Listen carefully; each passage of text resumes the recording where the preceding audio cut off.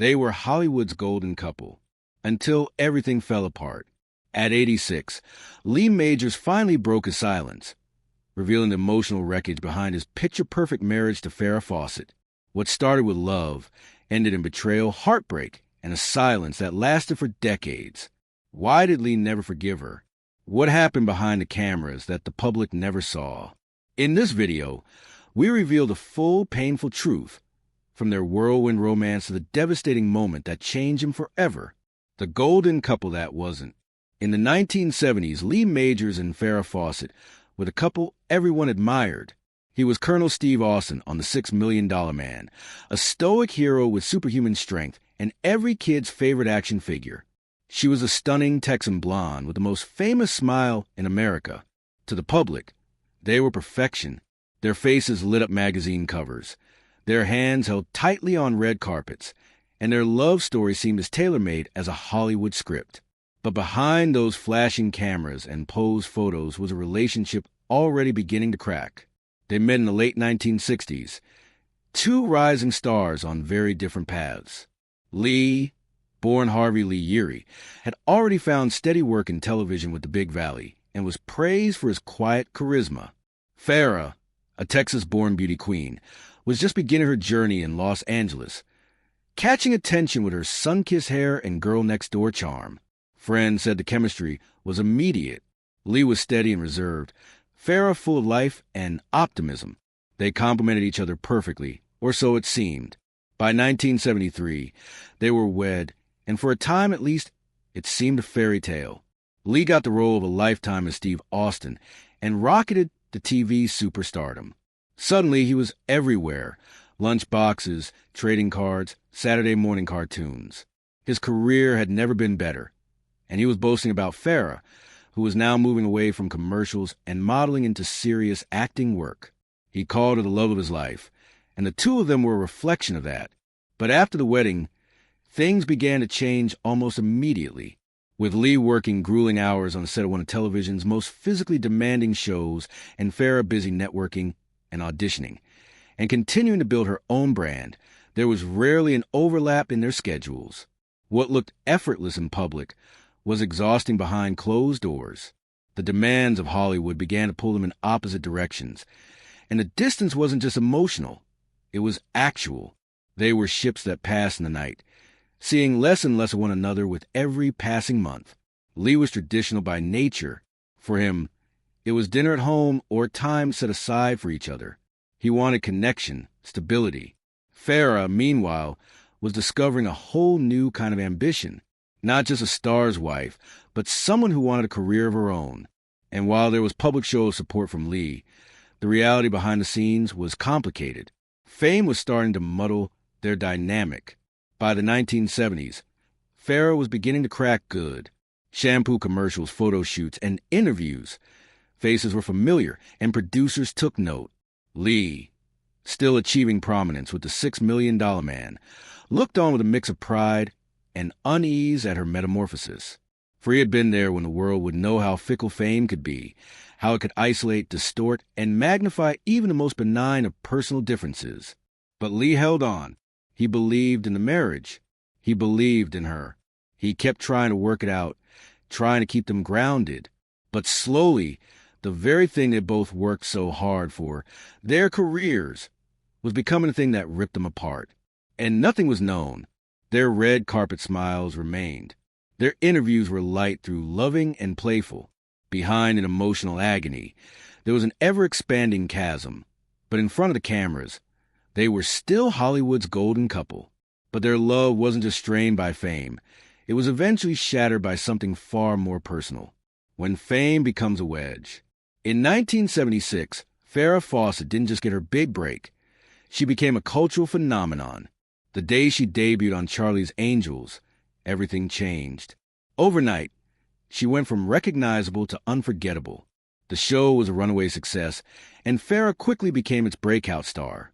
Her face was everywhere, billboards, calendars, late-night talk shows. But no image captured her rise more than one single photograph. Farrah in a red one-piece swimsuit, hair windblown, smiling effortlessly. It sold over 12 million copies, and became the most iconic poster of the decade. She wasn't just a rising star anymore. She was a symbol, the face of the 70s. And while millions of fans were captivated by her glow, the rapid ascent of her fame came at a cost, especially to her marriage. Lee Majors watched his wife change right before his eyes at home. By then, he was a star for years because of the $6 million man, and he knew the grind of the industry. But nothing prepared him for the speed with which Farrah was rising and the volume of work that was being thrown at her. Suddenly, she was working every hour of the day. Commercial endorsements, magazine spreads, award shows, and fashion deals. It was once Lee who was the more famous one. Now he was becoming Farrah's husband. Admiration transformed into growing distance. The woman who once depended on Lee was now in charge of an empire, while Lee, constrained by traditional values, began to feel that he was existing in a different world from that of his relationship. The two met infrequently. He was filming, she was filming, and their calendars could just never align. At one point, we were told that Lee asked if her team could perhaps rearrange Farrah's schedule so that they might have dinner together a few nights a week. A very simple request for a husband to make it his wife. Farrah simply would not accept it. She was not about to weaken herself. Her star was on a fast track, and she was determined to walk all the way on her own. That insistence on independence was soul-searching into the very emotional seat that held them together.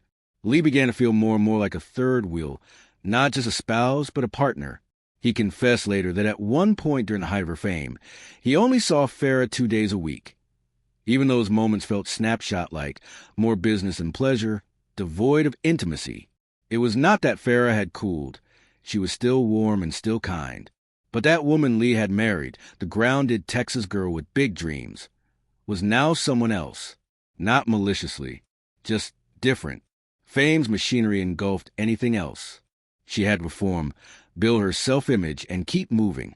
And once her grounding force, Lee was now a stranger waiting on a slice of her time. For Lee, the hardest thing about the fame was not fame itself.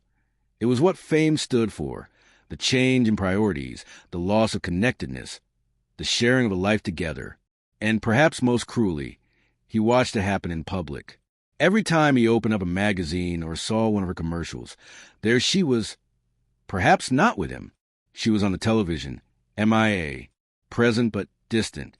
The emotional distance was only the beginning, because Lee never saw the real betrayal coming, the affair that broke him. By the late 1970s, Lee Majors and Farrah Fawcett were no longer living like husband and wife.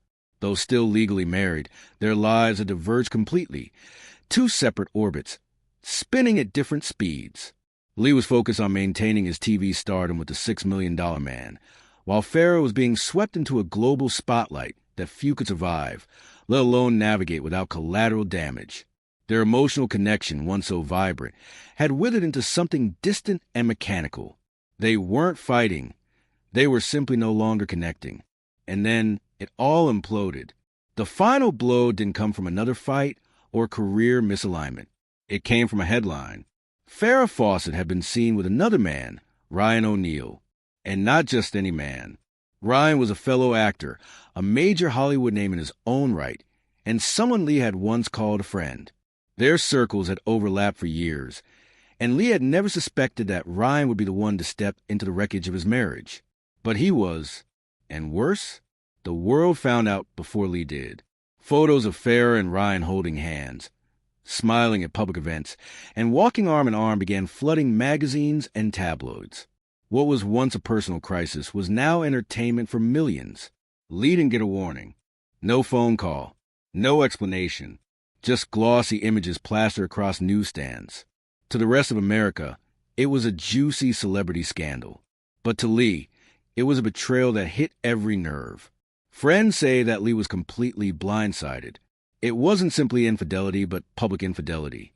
The shame of seeing your wife, still legally your partner, wrapped in another man's arms for the whole world to see. Even worse, some insiders speculated that the relationship with Ryan may have begun while Lee and Farrah were still attempting to sort things out between themselves. But that's always been a bit hazy in terms of timing. That ambiguity did nothing to lessen Lee's heartbreak. What made it unforgivable was a personal dimension of Ryan's part in Lee's life. This was not some random stranger, not some unknown name. This was someone he had let into his world, a peer he had respected, a betrayal layered with familiarity, sharp, deeper, and more personal pain. Farrah never refuted this association.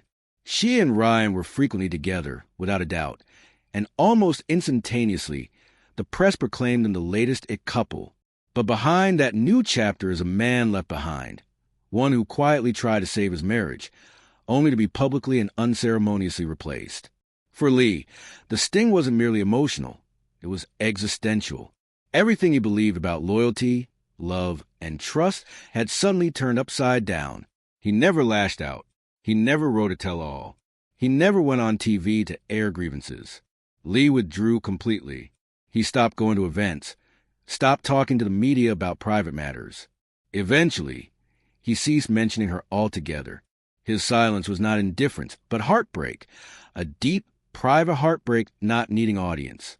From then on, Lee Majors was a man who walked away from what he could not redeem. The full passage continues seamlessly with silence as a form of survival. The meeting that never happened, watching her fade from afar, and a love that never left, all the way to the closing lines about Lee's lifelong love and enduring silence, exactly as you provided, without a single skip word.